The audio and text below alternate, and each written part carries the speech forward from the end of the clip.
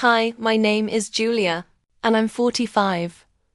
I've been running a small antique bookstore in the heart of downtown for the past 12 years. It's a cozy little place, nestled between a bustling cafe and a quaint old theatre, with a faint smell of old paper, dust, and a touch of nostalgia. Some might say it's a forgotten corner of the world, but to me, it's everything. The store is a sanctuary, a place where time seems to slow down, and you can lose yourself in the quiet solace of books. I've always loved books, ever since I was a child. They were my escape. My parents weren't very affectionate, and school was a difficult place. But books, they were my refuge. They took me to places I could only dream of, let me live lives I could never have, and introduced me to characters who felt more real to me than anyone I knew. And after I lost my husband, James, to a sudden heart attack 5 years ago, books became my entire world. They were my only friends, my only comfort. James was everything to me. He wasn't just my husband. He was my best friend, my confidant, the person I thought I'd grow old with. I had no idea how to face the world without him. For months, I couldn't bring myself to leave the house. The grief was so heavy, I thought it would crush me. But life doesn't stop for your sorrow, does it? Eventually, I had to face the reality that I had to keep going. I took over the bookstore when the previous owner, an elderly man who had no heirs, passed away. It wasn't glamorous, but it was stable, and stability was all I had left. So, I focused on running the store. I focused on the routine of it. It was the only thing that kept me from falling apart completely. I became the kind of woman who knew where the extra pens were, remembered everyone's birthdays, and never let a single invoice go unpaid. My life revolved around the bookstore and its quiet routine. It wasn't exciting, but it was safe. I found comfort in knowing exactly what to expect each day.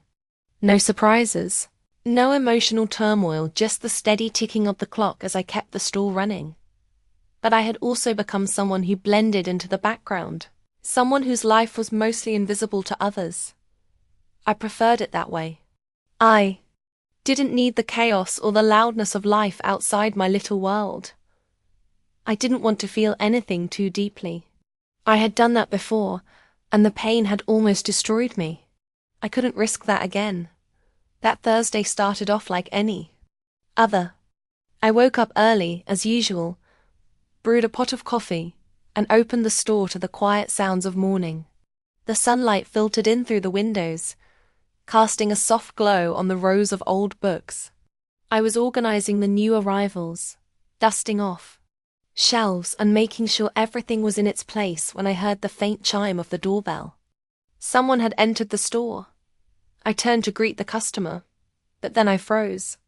There, standing in the doorway, was a man who looked vaguely familiar, yet I couldn't place him. His dark hair was styled neatly, a little tousled at the edges, and he wore a well-fitted navy blazer over a white shirt. His blue eyes seemed to pierce through the dim light, and for a moment, I could have sworn time had stopped. He stepped inside the store, a smile on his face, but it was the kind of smile that seemed to carry an unspoken weight behind it. I could feel the tension in the air, and suddenly, I felt my heart race, something unfamiliar stirring inside me. "Julia, right?" he asked, his voice smooth and warm. His words were casual, but the way he said my name, like he knew me, like he cared, shook me. I blinked, trying to process the moment. "Yes, that's me," I replied, the words feeling stiff and awkward as they left my mouth. "Do I know you?" The man's smile softened, and then it hit me.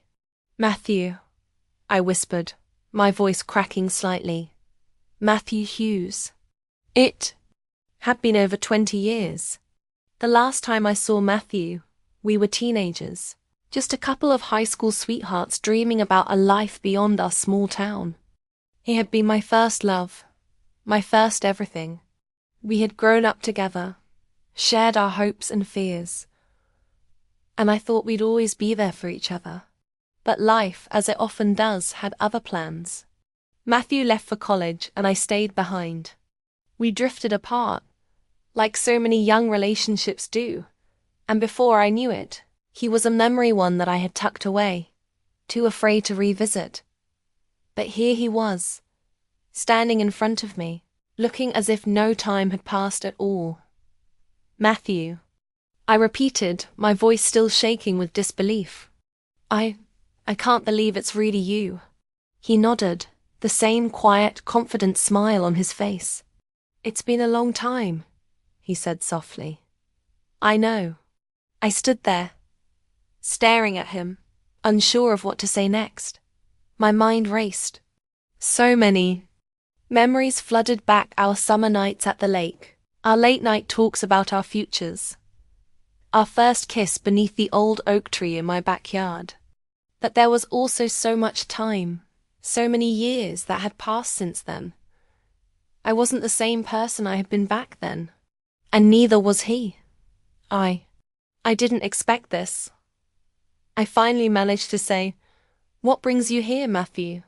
He stepped further into the store, his eyes scanning the familiar surroundings. "I heard about the bookstore," he said, his voice taking on a more serious tone. "I wanted to see it for myself. It's exactly as I imagined, just like you always said it would be." I forced a smile, but it felt tight. "I've kept it running, just as we always dreamed."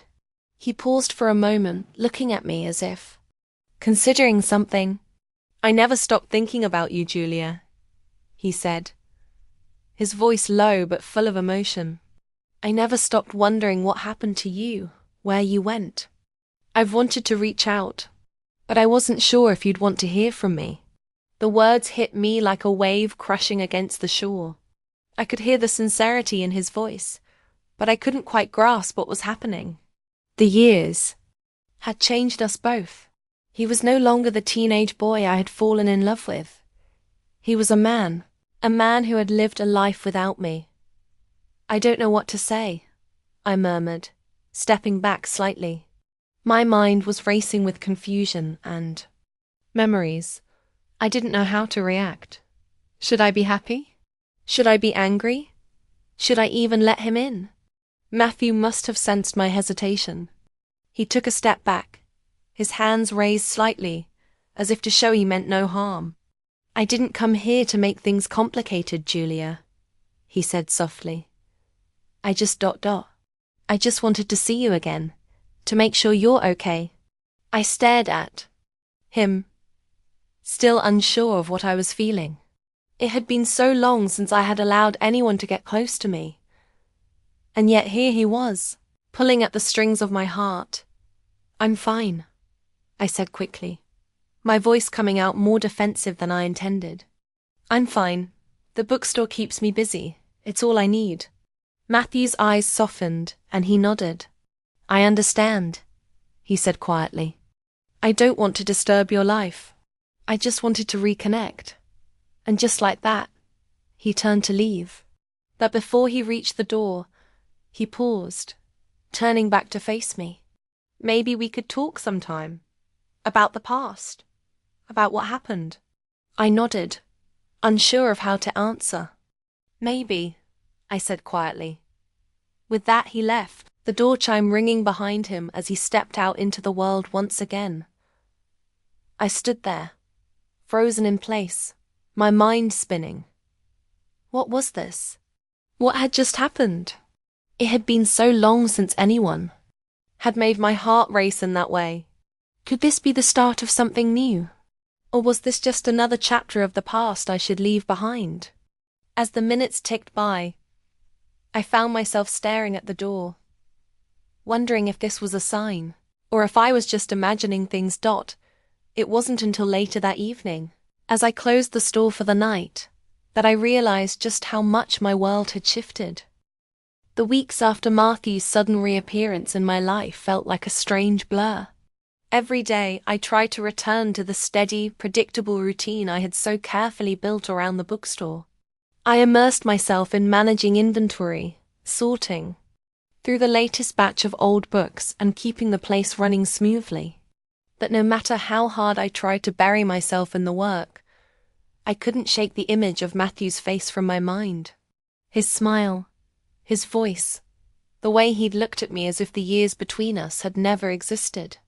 I couldn't stop replaying the moment we had shared in the store, his simple yet loaded words. I never stopped thinking about you. It wasn't like I hadn't moved on from the past. I had. Or at least I had convinced myself I had. The loss of James had shattered my heart in ways I couldn't fully explain, and I thought that, with time, I had learned to live with that emptiness.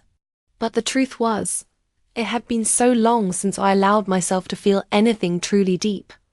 My emotions, locked away in a vault, had been untouched for years, buried beneath the monotony of my life. Now, with Matthew's sudden reappearance, those emotions began to stir, like a storm gathering on the horizon. Despite my better judgment, I found myself accepting his invitation to lunch a few days later. It wasn't a date, I kept telling myself. It wasn't even about rekindling anything, just two old friends catching up. But deep down, I knew it was more than that. There was an unspoken tension, a pull between us that neither of us seemed able to deny. When we met at a small cafe down the street from my store, I was nervous. I hadn't been on a real date in years, hadn't even let myself imagine the possibility of something like that. But there I was, waiting for Matthew, wondering what this all meant. He walked in, looking as effortlessly handsome as I remembered. He wore a casual black shirt, sleeves rolled up to his elbows, and a pair of jeans that fit him perfectly. There was an air of maturity around him now, a quiet confidence that made my heart flutter. He wasn't the same boy I had fallen in love with all those years ago, but he still had that way of making me feel as though I was the only person in the room. "Julia," he said softly, his smile warming the entire space. "It's good to see you." I stood and gave him a hesitant smile. "It's been a long time," I said, feeling the weight of the years between us. We sat down, and the conversation began slowly. At first, we talked about trivial things, the cafe's best coffee, the weather, the strange assortment of books I had in my store. But as we ate, the conversation turned more personal. We began talking about the past, about the choices we'd made and the paths we had taken. It was strange, so strange, to think that this was the same man who had once been my everything. But then again, he wasn't. Not anymore. Matthew told me about his life after he left. He had moved to the city, worked in finance for a while, and then eventually moved abroad for a job that took him across Europe. He spoke about the relationships he had been in, the lessons he had learned, the things he wished he could have done differently. I found myself listening intently, feeling a strange connection forming between us again. There was no bitterness, no anger in his words, just a sense of regret, a longing for what we had once shared. "I had no idea how much I missed you until recently," he admitted, his voice soft. "I thought I was fine, you know? I thought I had moved on. But then I realized, you never really get over someone like you. Not really. I just pushed the memories away. I thought it was easier that way." I met his gaze, the weight of his confession hanging in the air between us. The words stirred something deep inside me, a place I had buried long ago. "I know the feeling," I replied, my voice barely above a whisper. "It's easier to move forward when you don't let yourself look back." We sat in silence for a while, the air thick with unspoken emotions. I could feel the old connection between us, but there was also a hesitation, a fear of what the other person might say. I wasn't sure what Matthew wanted from me. Was he trying to rekindle what we had? Or was he simply looking for closure? Finally, he broke the silence. I've been thinking a lot about us, Julia, he said, his voice low. About what we had, and I need to know if you ever think about that too. I felt a pang in my chest. It was hard to answer him, to admit that I had thought about the past more times than I cared to admit. But I didn't know if I could go back there. I didn't know if I could risk reopening those old wounds. I think about it all the time, I said, my voice trembling slightly. But I don't know if I can go back. Too much has changed. He reached across the table and gently placed his hand over mine. I don't want to go back, Julia. I just want to know if there's a chance for us ... in the future. The words hung in the air, and for a moment, everything else faded away. I looked into his eyes, searching for something, anything that might tell me what he truly meant. The man sitting in front of me was different from the boy I had known. He was older, wiser, and perhaps more broken than I had ever realized. But was I ready to open my heart again? Matthew, I don't know, I whispered, the words catching in my throat. I don't know if I'm ready for that. I've built my life around ... this. I gestured to the quiet bookstore, my sanctuary. I don't know if I can risk it all again. He nodded, his expression softening. I understand. I just wanted to know where we stand. But I'm not going anywhere, Julia. I'm not rushing you. We have time. Those words settled in my chest, bringing with them a strange sense of comfort. Matthew wasn't pressuring me, wasn't asking for anything more than my honesty. And in that moment, I realized that I didn't need to have all the answers right away. Maybe we could take things slow. Maybe we could rebuild what had once been, but in a way that was different from the past, healthier, more aware of the mistakes we had both made. Over the next few weeks, we continued to meet slowly, cautiously. There were no grand gestures, no declarations of love. Instead, there were simple moments, shared glances, lingering conversations, and quiet walks through the city streets. With each passing day, I found myself letting go of the fear that had held me back for so long. I began to open up, not just to Matthew, but to myself. It wasn't easy. The memories of James, the pain of losing him, still lingered in the corners of my heart. But with Matthew, there was something different. He wasn't trying to replace what I had lost. He was simply offering me a chance at something new, something I hadn't dared to hope for in years. As we spent more time together, I started to realize that healing didn't come in a single moment, or with one grand gesture. It came in the small, quiet moments, and the willingness to open up, to take risks, to allow myself to feel again. And as I looked at Matthew, I realized that perhaps it wasn't too late for us. Perhaps the heartache that had defined so much of my life could finally give way to something better. We weren't there yet, not by a long shot, but I felt a flicker of hope. A hope that maybe, just maybe, we could rebuild something beautiful from the wreckage of the past. And so, the journey continued. Asked ChatGPT. It's been months since that first lunch with Matthew, since the day he walked back into my life like a breeze stirring up old, forgotten memories. The days that followed were nothing like I expected them to be. At first, I kept my distance, unsure if I was ready to fully embrace the possibility of a future with him again. I had spent so many years buried in my grief, building walls around my heart to protect myself from the pain of loss. Could I really tear those walls down? Could I trust someone again? But as time passed, I realized that healing doesn't come from hiding away. It comes from living, from facing your fears, from allowing yourself to experience both the joy and the pain of life once again. And so, slowly, I began to let Matthew back in. We started small, meeting for coffee or a walk in the park. There were no grand gestures, no sweeping declarations of love, just two people reconnecting, taking it one step at a time. With each meeting, I found myself letting go of the heavy weight of doubt that had clung to me for so long. It wasn't easy, but it felt right. I started to see the man before me not as the ghost of my past, but as someone who had grown, changed, and was ready to offer me something new, a chance at happiness, a chance at love again. Matthew, for his part, was patient with me, never pushing, never demanding more than I was ready to give.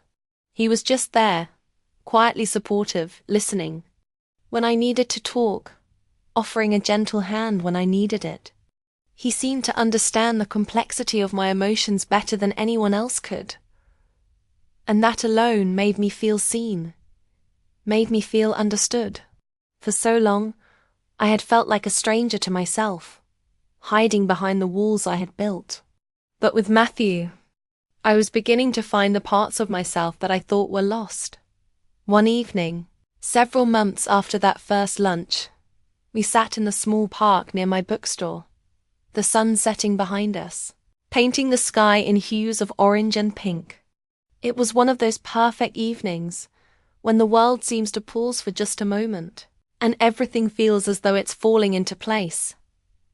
I was thinking, Matthew began, his voice low but steady, about what you said the other day, about how you've built this life around the bookstore and the routine. I glanced at him, meeting his eyes, and nodded.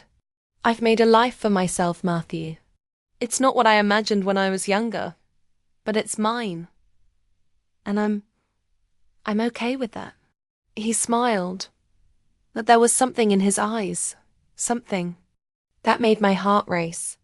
But you don't want to just be okay, do you? He asked softly. You deserve more than just okay. You deserve happiness, Julia. You deserve to feel alive again. His words struck something deep inside me.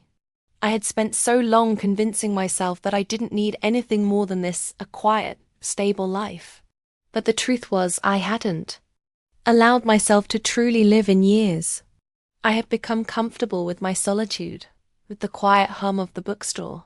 But I had also locked away parts of myself, the parts that wanted to feel joy, to experience love, to take risks. Matthew reached out, his hand brushing against mine, and for a moment, I could have sworn the entire world stood still. There was a warmth in his touch, a tenderness that made my chest tighten. I don't want to rush you, he said, his voice gentle but insistent. But I believe that we can have something beautiful, Julia.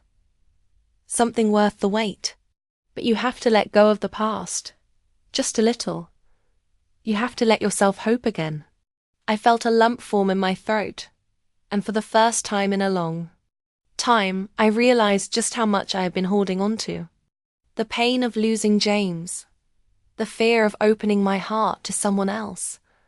It had all kept me tethered to a version of myself that wasn't fully alive. Matthew wasn't asking me to forget the past. He was asking me to let go of its hold on me, to step into the present and allow myself to embrace the possibility of the future. I'm scared, I whispered, my voice trembling. I don't know how to do this again. I don't know how to trust like I used to. Matthew squeezed my hand, his grip firm but reassuring. You don't have to do it alone. I'm here, Julia. We can take this one step at a time. And so, we did. Step by step, day by day, we rebuilt what had been broken.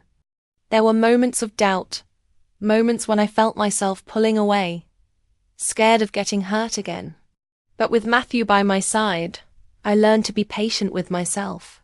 I learned to trust again, slowly but surely. The walls I had built around my heart began to crumble, not all at once, but piece by piece. We spent more time together, not just talking about the past, but also making new memories. We took weekend trips to nearby towns, exploring antique shops and old cafes, finding joy in the small moments. We laughed together. We shared our dreams, and little by little, I began to feel that spark of something I hadn't felt in years. Hope. It wasn't long before we had our first kiss. It happened one evening after a quiet dinner at my apartment. Matthew had been helping me sort through old books, and as the evening drew to a close, he stood by the door, a hesitant smile on his face. "Julia," he said softly, his voice barely above a whisper. "I've missed this." "Missed you?"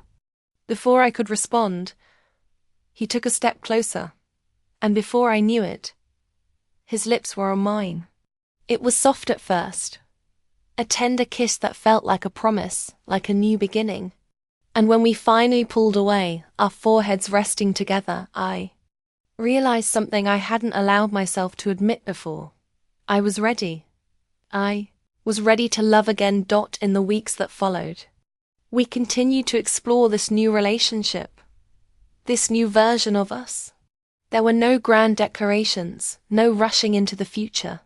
Just two people learning to trust, learning to love, learning to build something together. And slowly I began to realize that the love I had once thought was lost forever, the love I had shared with James, wasn't something I had to bury in the past. It was something that had shaped me, something that had made me who I was. And now I could carry that love forward, not as a burden, but as a foundation on which to build a new, more resilient love with Matthew. I wasn't sure where this path would lead, but for the first time in a long time, I wasn't afraid to find out. The heartache that had once defined my life had finally given way to something brighter, something full of promise and hope. The bookstore, once my sanctuary, had become more than just a refuge.